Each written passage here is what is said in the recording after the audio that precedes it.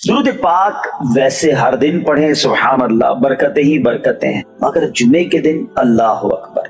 آپ جب درود کے فضائل احادیث کی کتابوں میں دیکھتے ہیں نا تو باقاعدہ الگ چیپٹر باندھا محدثین نے، یعنی عام درود پاک کے فضائل لکھے، پھر ایک آپ کو درود پاک کی فضیلت کی کتاب میں الگ چیپٹر ملے گا کہ جمعے کے دن درود پڑھنے کے فضائل، یعنی اتنی حدیثیں ہیں اسپیشلی فرائیڈے کے لیے، جمعے کے دن کے لیے۔ بڑی مشہور حدیث میرے آقا علیہ الصلوۃ والسلام فرماتے ہیں جس کا مضمون ہے کہ جو کوئی شخص جمعہ کے دن 200 بار درود پاک پڑھے اس کے 200 برس کے گناہ معاف کر دیے جاتے ہیں۔ اب یہ کتنی پیاری حدیث ہے۔ ایک اسی طرح کی حدیث یہ بیسیکلی کثرت سے بتانے کے لیے، انکریج کرنے کے لیے کہ درود اس دن زیادہ پڑھے جائیں، گناہوں کی معافی کا ایک ایسا سبحان اللہ سلسلہ ہے۔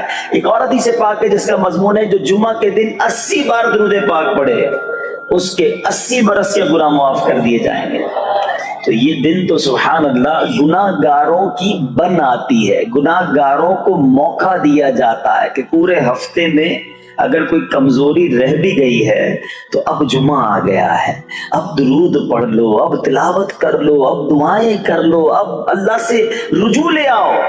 یہ جمعے کا دن سبحان اللہ، مفتی احمد یار خان نعیمی رحمت اللہ تعالی فرماتے ہیں جمعہ کے دن کوئی نیکی کی جائے اللہ کی بارگاہ میں جمعے کا شرفی اور مقام اتنا اعلیٰ ہے کہ جمعہ کی ایک نیکی 70 گنا اس کا ثواب عطا کیا جاتا ہے، ملٹی پلائی بائی 70۔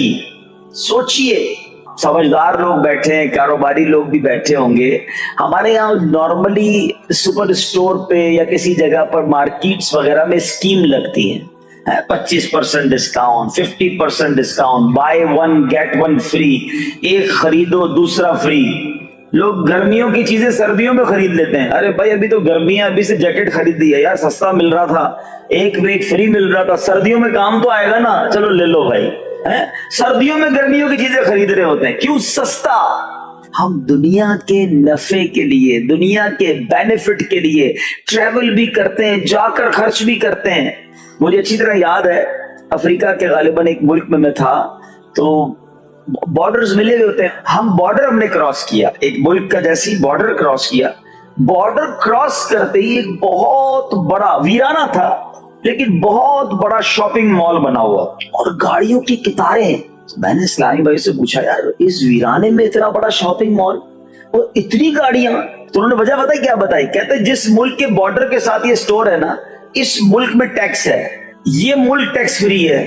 اچھا، اس ملک نے اپنے بزنس کو چلانے کے لیے اپنے ملک کے اندر مال بنے ہوں گے، ایک اسپیشل مال یہاں بنا دیا تاکہ اس ملک والے سفر کر کے آئیں اور پورے مہینے کا سامان اس اسٹور سے لے کے واپس چلے جائیں، صرف ٹیکس بچانے کے لیے ایک ایک مہینے کا سامان۔ اور اچھا گاڑیوں کی لائنیں، اب بتاؤ یار، ہم دنیا کمانے کے لیے، سفر کرنے کے لیے تیار ہیں، نفع کمانے کے لیے، وقت دینے کے لیے تیار ہیں۔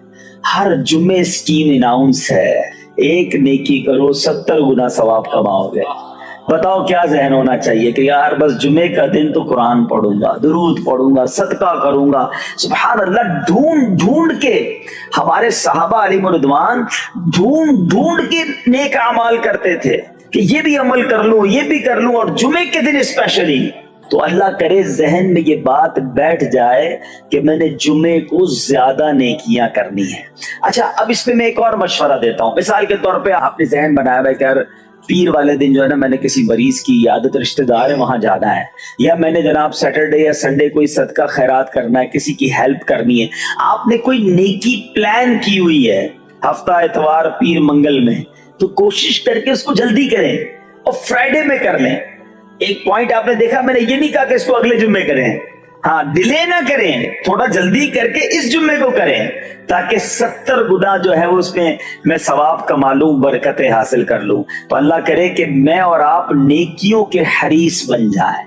نیکیوں کی جو لالچ ہے نا، لالچ میں یہ بھی کر لوں، میں یہ بھی کر لوں، میں سجدہ بھی کروں، میں تلاوت بھی کروں، میں صدقہ بھی دوں، یہ تو نصیب والوں کو ملتا ہے۔ اور صحابہ کرام میں نظر آتا تھا، پیچھے نہیں ہٹتے تھے صحابہ۔ ہمیں اعلان کیا جا رہا ہے کہ یہ موقع ہے، یہ نیکی ہے، اور پھر بھی کوئی نظر نہیں آتا۔ اللہ کرے کہ یہ جذبہ، کیونکہ یاد رکھو جس طرح کاروباری لوگ کہتے ہیں نا سیزن ہے نیکیاں کر لو، بالکل اسی طرح جب تک میری اور آپ کی سانسیں باقی ہیں نا، نیکیوں کا سیزن جاری ہے. جتنی نیکیاں کمانی ہے کما لو. یہ مائنڈ سیٹ بنا لو کہ یار پتہ نہیں کب مر جاؤں، اور نیکی اور نیکی. جس طرح پیسے کمانے کا ذہن ہوتا ہے نا، اللہ کرے اس سے زیادہ میرا اور آپ کا نیکیاں کمانے کا ذہن ہو جائے. تھوڑی اور نیکی کما لو، تھوڑی اور. مثال کے طور پہ آپ کہیں جا رہے ہیں، کسی نے کہا ذرا بیٹھیے 10 منٹ بعد وہ بھائی آئیں گے. اب ہم 10 منٹ کس طرح گزارتے ہیں؟ موبائل نکالا اور جناب دیکھنا شروع. 10 منٹ کیا 15 منٹ بھی گزر جائیں پتہ نہیں چلے گا. لیکن یہ 15 منٹ میں کیا ملا؟ آپ شاید گناہ ہی ملے ہوں گے، کیونکہ ہمارے موبائل میں تو بہت ساری چیزیں ایسی ہیں یا تو حرام دکھا دیتی ہیں یا حرام سنا دیتی ہیں. لیکن اگر نیکیوں کا ذہن ہو تو بندہ سوچے یار 10 منٹ میں تو میں سورہ یاسین پڑھ سکتا ہوں. 10 قرآن کا ثواب ہے. موبائل میں قرآن پاک ڈاؤن لوڈ ہو، قرآن شریف نکالا اور یاسین شریف پڑھ لی. ویٹنگ ایریا کے اندر 10 قرآن کا ثواب کما لیا. اگر یہ مائنڈ سیٹ ہو، بندہ کہ یار اتنی دیر میں تو 100 بار درود پاک پڑھ لوں گا. اور آقا علیہ الصلوۃ والسلام فرماتے ہیں جو 100 بار درود پاک پڑھے اس کی دونوں آنکھوں کے درمیان لکھ دیا جاتا ہے کہ یہ بندہ دوزخ کی آگ اور نفاق سے بری ہے. 5 منٹ 10 منٹ میں میں اتنی نیکیاں کما سکتا ہوں. لیکن مائنڈ سیٹ ہی نہیں ہے، گھنٹوں ضائع کر دیں گے. نیکی کمانے کا ذہن نہیں بنتا. اگر یہی 10-15 منٹ میں مجھے پیسے ملنے ہوتے تو بتاؤ ہم کیا کرتے. اللہ کرے دل میں اتر جائے میری بات. تو بہرحال جمعہ کا دن یہ بہت کمال کا دن ہے. ہر جمعے کے دن آپ کو اونٹ صدقہ کرنے کا ثواب مل سکتا ہے. ایک اونٹ کتنے کا آتا ہے؟ 1.5-2 لاکھ روپے کا تو ہوتا ہے. 2 لاکھ روپے ہر جمعے کو صدقہ کرو. مہینے کے ہو گئے 8 لاکھ روپے. بندہ بولے غریب آدمی 8 لاکھ ہر مہینے؟ جی جناب، ہر مہینے 8 لاکھ کم و بیش آپ صدقہ کرنے کا ثواب کما سکتے ہیں. کیسے؟ کتنا آسان. نبی پاک علیہ الصلوۃ والسلام فرماتے ہیں جس کا مضمون ہے جو جمعے کے دن سب سے پہلے آتا ہے اسے اونٹ صدقہ کرنے کا ثواب ملتا ہے، جو اس کے بعد آتا ہے اسے گائے صدقہ کرنے کا ثواب ملتا ہے. اللہ کی رحمت سے ہر جمعے فرشتے مسجد کے دروازے پر کھڑے ہوتے ہیں. ہم اللہ سے دعا کرتے ہیں اللہ تیری نوری مخلوق کے صدقے ہم پر رحم فرما، ہماری مغفرت فرما. مگر جب امام خطبے کے لیے کھڑا ہو جاتا ہے، آقا علیہ الصلوۃ والسلام فرماتے ہیں وہ رجسٹر بند کرتے ہیں اور وہ بھی آ کر امام کا خطبہ سننے کے لیے بیٹھ جاتے. تو جلدی آ کر کچھ منٹ پہلے آ کر. اچھا علم دین الگ ملتا ہے، ظاہر ہے یہاں ہر جمعے بیان ہوتا ہے، وہ بیان سننے کو آپ کو الگ ملے گا، نیکی کی دعوت الگ ملے گی، اور سبحان اللہ اونٹ صدقہ کرنے کا ثواب. تو مبارک ہو انہیں جو جلدی آتے ہیں. تو بہرحال اب میں چاہتا ہوں کہ جب بات جمعے پر ہی ہو رہی ہے تو ایک میں نے اور آپ کو پیغام دینا تھا. جمعے کو خطبہ دیا جاتا ہے، سالوں سے خطبہ سن رہے ہیں. مجھے اچھی طرح یاد ہے جب میری عمر شاید 17-18 سال تھی تو سن کر آدھا خطبہ تو مجھے اسی وقت یاد ہو گیا تھا. آپ شاید پونا یاد ہو گیا ہوگا. آپ میں سے بھی کئیوں کو 60-70-80% خطبہ یاد ہوگا کیونکہ ہر جمعے سنتے ہیں. مگر کس کو یہ تجسس ہوا کہ یہ ہر جمعے امام صاحب پڑھتے ہیں، اس میں پیغام کیا ہے، اس کا ترجمہ کیا ہے، اس پہ ہمیں کیا جاتا ہے؟ بس سر جھکاتے ہیں، ہاتھ باندھتے سنتے رہتے ہیں، کچھ سو بھی جاتے ہوں گے. ارے اللہ کے بندو سوچو تو صحیح کہ ہر جمعے کو سنتا ہوں، آدھا پونا یاد بھی ہو گیا، پیغام کیا ہے؟ 2 باتیں، ایک حدیث پاک اور ایک خوبصورت پیغام ہر جمعے کو آپ سنتے ہیں. ٹھیک ہے، حدیث ذرا سنیے گا. اللہ کے حبیب علیہ الصلوۃ والسلام فرماتے ہیں البر لا یبلا والذنب لا ینسا والدیان لا یموت. سنے ہوئے نا یہ الفاظ؟ ایسا لگ رہا ہے کہ یار یہ الفاظ تو کانوں میں ہر جمعے آتے ہیں. آگے فرمایا اعمل ما شئت کما تدین تدان. یہ حدیث ہے. ٹھیک ہے، اس کے بعد قرآن کی ایک آیت تلاوت ہوتی ہے فَمَن يَعْمَلْ مِثْقَالَ ذَرَّةٍ خَيْرًا يَرَهُ وَمَن يَعْمَلْ مِثْقَالَ ذَرَّةٍ شَرًّا يَرَهُ. یہ کانوں نے کئی بار، کہوں کہ سینکڑوں بار سنے ہیں. دل ہلا دینے والا پیغام، بڑا سمجھانے والی بات ہے اس حدیث میں. البر لا یبلا. میرے آقا فرماتے ہیں نیکی پرانی نہیں ہوتی، کرتے جایا کرو. یہ نیکی تمہارے اکاؤنٹ میں جمع ہو رہی ہے. میں اور آپ بھول جائیں گے، میرا رب نہیں بھولتا. اس کے خزانے بڑے ہیں. جہاں نیکی پرانی نہیں ہوتی نا، اگلا جملہ سنو والذنب لا ینسا. گناہ بھلایا نہیں جاتا. میں اور آپ بھول گئے. افسوس یہ ہے، عجیب کہانی ہے. یہ تو ایک عجب الگ ٹاپک ہے کہ آج جس سے ملاقات کرو اس کو 15 سال 20 سال 25 سال پرانی نیکیاں یاد ہیں. لوگ ملتے ہیں کہتے ہیں 1990 میں حج کیا تھا، 95 میں عمرہ کیا، 2002 میں فلاں مسجد بنائی. آپ کی دعوت اسلامی کے قافلے میں بھی 2005 میں گیا تھا. ساری نیکیاں 15 20 سال پرانی یاد ہیں. گناہ کل جھوٹ بولا تھا یاد ہے؟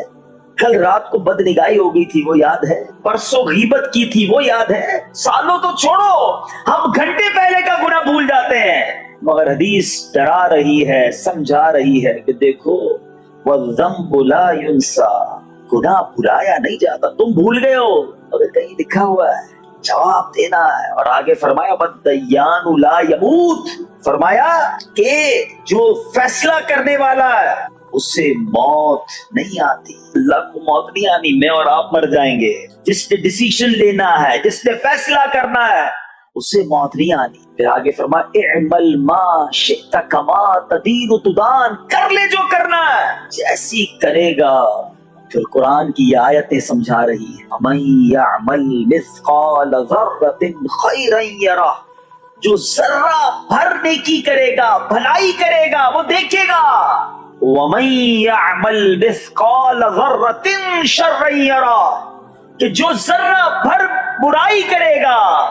اتنا شاندار جمعے کا پیغام ہر جمعے خطبے میں دیا جاتا ہے. اللہ کرے یہ دل کی گہرائیوں میں اتر جائے. دروازہ بند کر کے، اندھیرا کر کے، اکیلے میں گناہ کرنے والا سوچے کہ ٹھیک ہے دنیا میں کوئی نہیں دیکھ رہا مگر میرا رب دیکھ رہا ہے، مجھے اس ذرہ بھر گناہ کا بھی جواب دینا پڑے گا. لوگ کہتے چھوٹی سی بات ہے یار، چھوٹا سا گناہ ہے، ٹھیک ہے چلتا ہے، سبھی تو کرتے ہیں. نہیں جناب، وہ نقطہ نواز ہے. وہ معاف کرنے پہ آئے تو 100 بندوں کے قاتل کو معاف کر دے، اور وہ پکڑنے پہ آئے تو ایک نقطے پر پکڑ فرما دے. ہمیں ڈرنا ہوگا، ہمیں خوف اپنے دل میں طاری کرنا ہوگا، کیونکہ یہ گناہ میری آخرت میں میری پکڑ کا سبب بن سکتا. بالکل اسی طرح چھوٹی چھوٹی نیکیاں سمجھ کے چھوڑ دیتے ہیں. یار سنت غیر موقدہ ہی ہے نا، نفل ہی تو ہے نا، سنت ہی تو ہے نا، ٹھیک ہے درود پڑھنا چاہیے، نہیں پڑھا تو کوئی بات نہیں. ارے یار کون اجتماع میں جائے، کون درس میں بیٹھے، صدقہ دینا کوئی واجب تو نہیں، زکات تو پوری دیتا ہوں. چھوٹی چھوٹی نیکیاں سمجھ کر چھوڑتے ہو. ارے وہ تو کتے کو پانی پلانے والے کو اس سبب سے بخش دیا کرتا ہے، راستے سے پتھر ہٹانے والے کو بخش دیا کرتا ہے. فرمایا البر لا یبلا، نیکی پرانی نہیں ہوگی، کرتے جایا کرو. اللہ کرے کہ یہ ذہن بن جائے کہ بس میں زیادہ سے زیادہ نیکی کروں، تو لوگوں کے دلوں میں خوشی داخل کروں، مسلمانوں کی خیر خواہی کروں. اس ایک ہی حدیث پر، ان آیتوں پر میں مزید بھی بہت بات کر سکتا ہوں، لیکن میں نے اشارہ دیا کہ ضرور اس پر توجہ دیں. اور ایک شاندار پیغام ہر جمعے میں ہم سنتے ہیں. کیا شاندار وہ پیغام ہے! وہ پیغام ہے الا لا ایمان لمن لا محبت له. یاد ہے سب کو؟ جمعے میں سنتے ہو نا، اور 3 بار کہتے ہیں امام صاحب الا لا ایمان لمن لا محبت له، الا لا ایمان لمن لا محبت له. کبھی تو امام صاحب کو روکتے حضور یہ ہر جمعے کو پڑھتے بتائے تو اس میں ہے کیا؟ نہیں، ہمیں کیا ضرورت ہے، بس جمعہ ہو گیا بس ٹھیک ہے، ٹائم پورا ہو گیا، فرض پورا ہو گیا. ارے اللہ کے بندو سمجھو تو صحیح، اس میں میسج کیا ہے. اللہ اکبر، سنو اس کا مطلب کیا ہے، سنو الا لا ایمان لمن لا محبت له، سن لو اس کا ایمان نہیں جس کے دل میں نبی پاک سے محبت نہیں. ایمان ہی نہیں ہے. ارے جس دل میں نبی پاک سے محبت نہیں اس کا ایمان ہی نہیں ہے. اعلیٰ حضرت امام اہل سنت ایسے ہی نہیں لکھتے کہ اللہ کی سرتاب قدم شان ہے یہ، انسان نہیں انسان، وہ انسان ہے یہ. قرآن تو ایمان بتاتا ہے انہیں، اور ایمان یہ کہتا ہے میری جان ہے یہ. ایمان کمپلیٹ ہی نہیں ہوتا نبی پاک علیہ الصلوۃ والسلام سے محبت کے بغیر. اور یہ بات ایسا لگتا ہے انفارچونیٹلی کہ غیر مسلم جانتے ہیں، تبھی تو وہ سازشیں کرتے ہیں. انہیں پتا ہے، آپ بتائیں دنیا کے کس ملک پہ نماز روکی جاتی ہے؟ نہیں روکی جاتی. مسجدوں کی تعمیر ہو رہی ہوتی ہے، تلاوت قرآن ہو رہی ہوتی ہے، کوئی نہیں روکتا، قرآن چھپ رہے ہیں. لیکن بار بار اگر حملہ ہوتا ہے، بار بار اگر اٹیک ہوتا ہے تو اس لیے ہوتا ہے کہ ان مسلمانوں کے دلوں سے ان کے نبی کی محبت کو نکال. ان مسلمانوں کے دلوں میں اگر یہ محبت رسول رہ گئی تو یہ پھر بھی دوبارہ آ کر یکجا ہو جائیں گے، ایک ہو جائیں گے، نیک ہو جائیں گے.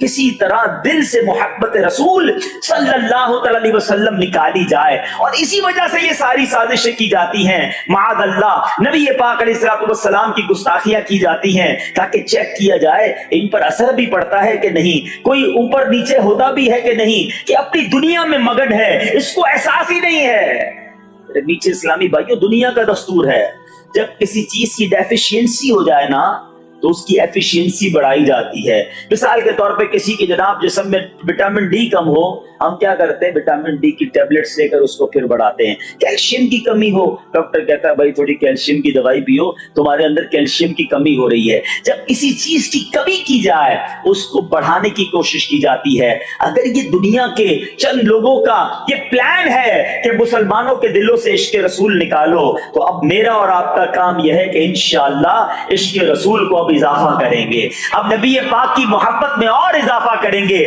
سرور کائنات علیہ الصلوۃ والسلام کی محبت میں زندگی گزاریں گے، خود بھی سچے عاشق رسول بنے، اپنی نسلوں کو عاشق رسول بنائیں۔ اللہ سلامت رکھے میرے پیر و مرشد کو۔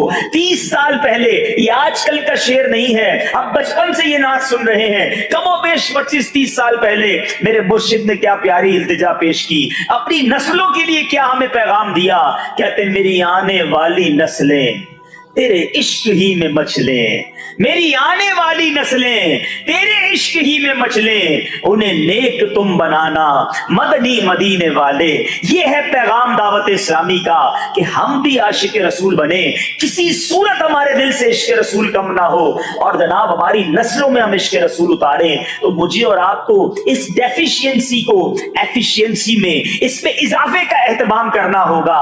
اب آئیے دیکھتے طریقے کیا ہیں، کیسے عشق رسول بڑھے گا، کیسے دلوں میں محبت رسول بڑھے گی۔ کیونکہ جمعے کا یہ اعلان ہر جمعے سنتے ہو، الا لا ایمان لمن لا محبت لا، وہ ایمان ہی کامل نہیں ہے، وہ ایمان ہی کمپلیٹ نہیں ہے جس دل میں عشق رسول نہیں ہے۔ تو عشق رسول بڑھے گا کیسے جناب؟ تو دنیا کا بڑا سمپل فارمولا ہے کہ عشق بغیر اطاعت کے کمپلیٹ ہی نہیں۔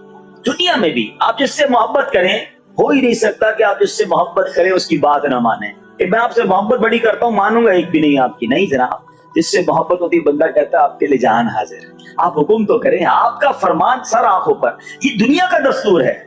تو اگر آپ واقعی نبی پاک سے محبت کرتے ہیں یا سچے عاشق رسول بننا چاہتے ہیں تو پھر فرمان رسول پر عمل کرنا ہوگا، نبی پاک کے طریقے پر عمل کرنا ہوگا، اطاعت رسول کرنی ہوگی، تبھی آپ سچے عاشق رسول کہلائیں گے۔